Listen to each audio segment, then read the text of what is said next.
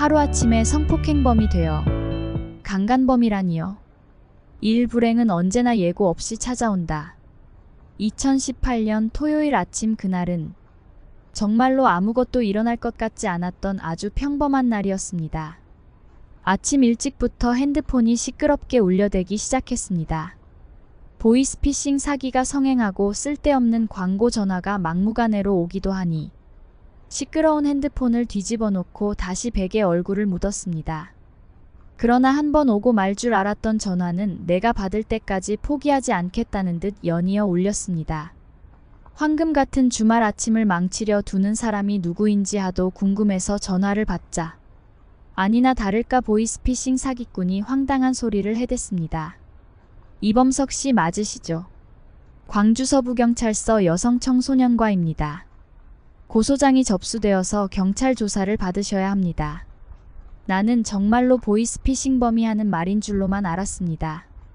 그러나 이 사람은 내가 알고 있는 여자의 이름을 불렀고 약 3년 8개월 전에 성폭행을 당했다고 주장하는 소장을 접수했다는 겁니다. 순간에 어쩌녁 먹은 술이 확 깨지며 이 사람이 하는 말이 진짜일지도 모른다는 불안감이 엄습했습니다. 왜냐하면 고소인은 일면식도 없는 생명부지가 아니라 몇 년 전까지도 알고 지내던 동료 여성이었기 때문입니다. 당시에는 아직 술도 덜 깬 상태고 성폭행이라는 단어가 상당히 당황스러웠기에 다시 연락을 드리겠다며 전화를 끊었습니다. 서둘러 세수를 하며 이게 무슨 상황인지 곰곰이 생각했지만 아무리 생각해도 고소인과 나는 지금까지 동료 사이로 성관계는커녕 불쾌감을 느낄 만한 신체 접촉조차 한 적이 없었습니다. 게다가 A씨가 실제로 그런 불쾌감을 느낀 일이 있었다면 당시에 고소하는 게 맞지 왜 3년 8개월이나 지나서 지금일까? 나는 친한 친구와 선후배 몇 명에게 사태에 대한 의견을 묻고자 전화를 돌렸습니다. 그러자 다들 하나같이 하는 말이 요새 미투 운동 모멘트가 사회적으로 이슈라는 것입니다. 물론 저도 뉴스를 통해서 들어본 적이 있었습니다. 당시 미투 운동의 대상은 거의 유명인 연예인이나 저명한 정치인, 작가 등이라 생각했습니다. 그런데 유명인도 아니고 부유하지도 않는 지극히 평범한 일반인 남성인 내가 겪을 만한 사연이라고는 생각지 못했기 때문에 더 크게 당황했습니다. 어쨌든 소장이 접수되었으니 경찰서로 조사받으러 가야 하는 신분이 되고 말았습니다. 하도 순식간에 갑자기 일어나고 달라진 내 상황이 어이가 없으면서도 설마 미투 운동이라는 분위기 휩쓸려서 억울하게 누명을 쓰지는 않을까 걱정이 들기 시작했습니다. 텔레비전에서는 여전히 유명 연예인, 유력한 차기 대선 후보 등 많은 사람이 고발되어 연일 매스컴에 오르는 중이었습니다.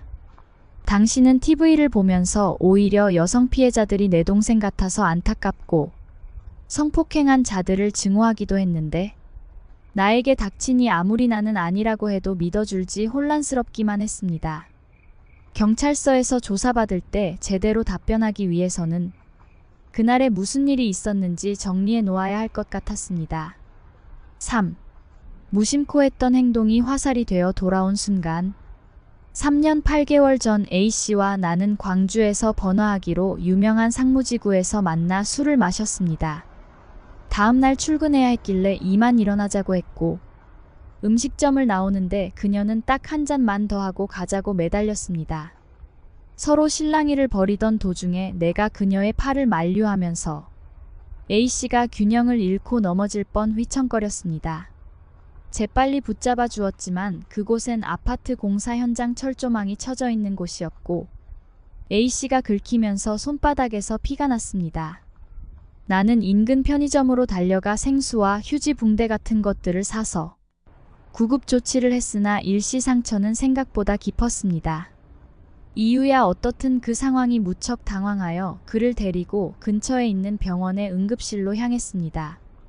그런데 현재 응급실에 전문의가 없어서 기본적인 응급처치만 받을 수 있었고 날이 밝으면 진료 시간이 다시 와서 전문의에게 치료받아보는 게 좋겠다고 했습니다.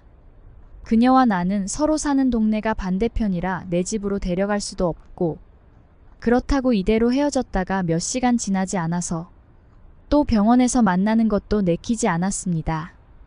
그러느라 밤은 더 깊었고 아픈 사람을 혼자 보낼 수도 없어 잠깐 인근 호텔에서 기다리다가 아침에 병원에 가 치료받기로 했습니다. 당시 비어있는 방이 하나밖에 없어 여건상 같은 방에 머무르게 되었지만 금방 아침이 되어 병원에 갔습니다.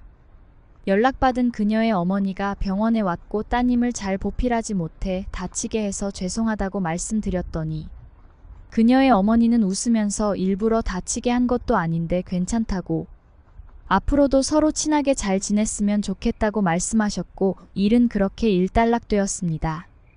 그 후에도 그녀에게서 가끔은 안부 전화가 왔고 그 후 차차 서로 바빠서 서운해졌습니다. 4. 범인이 아니라면 증명하세요. 경찰의 조사 일자와 시간을 잡고 나니 괜히 불안하고 짜증났습니다. 이상한 일에 휘말려서 쓸데없이 시간을 할애해야 했고 경찰서가 보통 사람들 가는 곳도 아니기에 괜한 오해를 사는 것이 아닌가 싶어 예민해지고 감정 소모와 스트레스가 극에 달했습니다. 게다가 3년이 넘도록 연락 한 번 없던 A씨는 소장을 접수한 이후 때없이 자꾸만 이상한 메시지를 보내기 시작했습니다. 더럽다는 둥 지금이라도 스스로 인정하면 용서해줄 의향이 있다는 둥 말도 안 되는 내용이 대부분이었습니다. 실제로 내가 하지도 않은 일에 대응할 필요성을 느끼지 못했고 너무나도 당당하기까지 한 A씨 태도가 기가 막혔습니다. 그래도 나도 가만히 앉아서 당하고만 있지는 않을 거니까 무고죄로 고소한다고 짧게 한마디 하고 말았습니다. 그러자 상대는 나를 흥분시켜 증거라도 만들려는 듯 갑자기 입에도 담기 힘든 욕을 퍼부으며 사과를 종용하기 시작했습니다. 처음에는 뻔뻔하다고 생각했지만 오히려 이렇게 나오니 안쓰럽고 애잔한 마음이 들었습니다. 나는 그날 오히려 거짓으로 점철된 누명과 고소를 이겨내고 정의가 살아있다는 것을 보여주리라 다짐했습니다. 지금까지 겪은 사실 그대로를 정리해 적어서 경찰 소환에 응했습니다. 상황을 유리하게 만들기 위해 과정을 보태지 않았습니다. 나에게 불리하다고 생각해서 무엇을 드러내지도 않았습니다. 나의 순진한 생각에 진실과 정의가 내 편에 있으니 변호사는 더 필요가 없었습니다. 보통 성폭행 사건은 성관계가 합의로 이루어졌느냐 일방의 강요인가가 통상적인 여지였습니다. 그러나 나는 외상 입은 사람을 혼자 둘 수 없어 그저 병원 외래 진료 시작하면 함께 가려고 시간을 때울 목적으로 호텔에 갔던 것이고 성행위나 성폭행 자체가 성립되지 않는다는 취지로 진술하였습니다. 나중에 변호사님을 통해서 안 사실이지만 그렇게 당당하게 성폭행 자체가 성립되지 않는다고 주장하는 것은 상당히 위험한 답변이라고 했습니다. 그런데도 당당히 있는 그대로 성관계를 한 적 없다고 주장한 것은 정말 나의 떳떳함을 감출 필요가 없다고 생각했기 때문입니다. 6. 당신은 성폭행범입니다. 경찰 조사를 마치고 검찰에 기소되었고 1심 재판에서 이범석 씨는 결국 2년 6개월의 징역형을 선고받았고 평범한 사람으로서는 경험하지 못하는 감옥살이를 경험하게 되었습니다. 교도소에서 6개월이 지나는 동안 끊임없이 항소하여 어렵게 보석 허가를 받을 수 있었습니다. 재판 2심이 열렸고 재판 1심과 달리 2심에서는 원고가 증언을 자주 번복하여 신뢰할 수 없고 범죄의 증명이 없는 경우에 해당하여 무죄를 선고하였습니다. 그간 1년여에 가까운 오랜 법정 싸움을 벌이며 지옥 같은 심정으로 견디놓은 가족은 서로 끌어안고 폭포 같은 눈물을 흘렸습니다. 본인 당사자는 그간 아들 때문에 많이 늙고 병드신 아버지에게 너무나 미안하여 오열했습니다. 그 심적 고통에 대해서 말로 다 할 수 없는 심정을 토로한 이 책 당신은 성폭행범입니다를 쓰신 이범석 작가는 현재 변호사가 되어 많은 억울한 분들을 직접 변호하고 있습니다. 죄의 오명을 쓰고 복역해야 했던 사람들의 이야기가 당신의 이야기가 될 줄을 생각지도 못했다는 이범석 작가의 말입니다.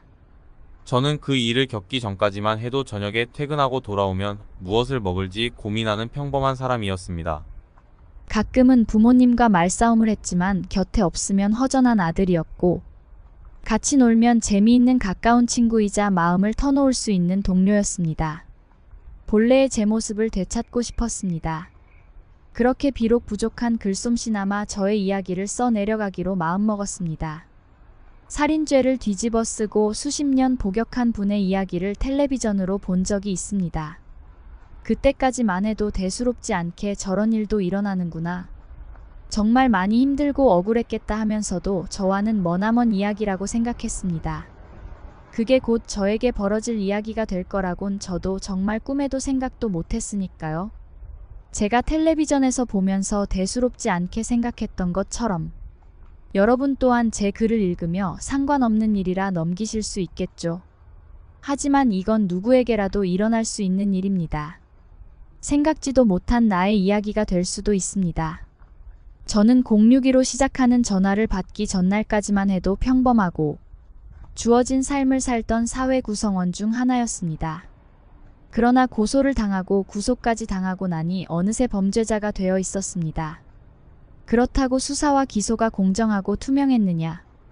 그렇다면 제가 이렇게까지 억울하다고 소리를 냈지 않았겠지요. 형사법에는 무죄 추정의 원칙이라는 대원칙이 있습니다. 10명의 범죄자를 놓치더라도 1명의 억울한 피해자를 만들어서는 안 된다는 것이지요. 이 대원칙을 철저하게 지켰다면 아마도 텔레비전에서 보았던 살인 누명을 쓰시고 수십 년 복역한 분들, 혹은 저와 같은 피해자는 나오지 않았을 것입니다. 책을 쓰면서도 많은 고민으로 나를 지새우고 걱정해야만 했습니다. 법원에서 무죄를 선고받고 억울한 구금 생활에 대한 형사보상금도 청구받았지만 꼬리표처럼 따라다니는 성폭행범과 강간이라는 단어가 완전히 깨끗하게 지워지는 건 아니었습니다.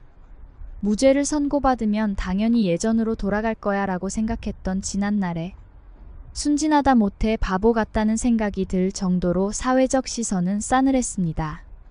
제 이야기 하나가 세상을 바꿀 수는 없겠지만 이를 겪은 후로 나 자신을 더욱 떳떳하게 알려야겠다는 결심을 세우게 되었습니다. 무고하고 억울한 사람들에게 힘이 되고 싶습니다. 시간이 해결해 주기를 기다리며 가만히 앉아 있으면 해결되지 않습니다. 지금도 할 수 있는 한 모든 것을 해보려고 노력하고 있습니다. 이범석 작가는 오늘도 착하고 성실한 아들, 자랑스러운 친구, 믿음직한 동료로 돌아가기 위해서 죄 없는 사람들을 변호하고 그들을 억압하는 시선과 싸워나가고 있습니다. 짧은 라디오 시간에 다 들려드릴 수 없지만 하루아침에 억울하게 누명을 쓰고 죄인이 되어 억울하게 옥살이를 하고 법정 피해를 받았던 작가의 마음을 함께 나누는 시간, 당신은 성폭행범입니다를 들려드렸습니다. 다음 시간에 만나요.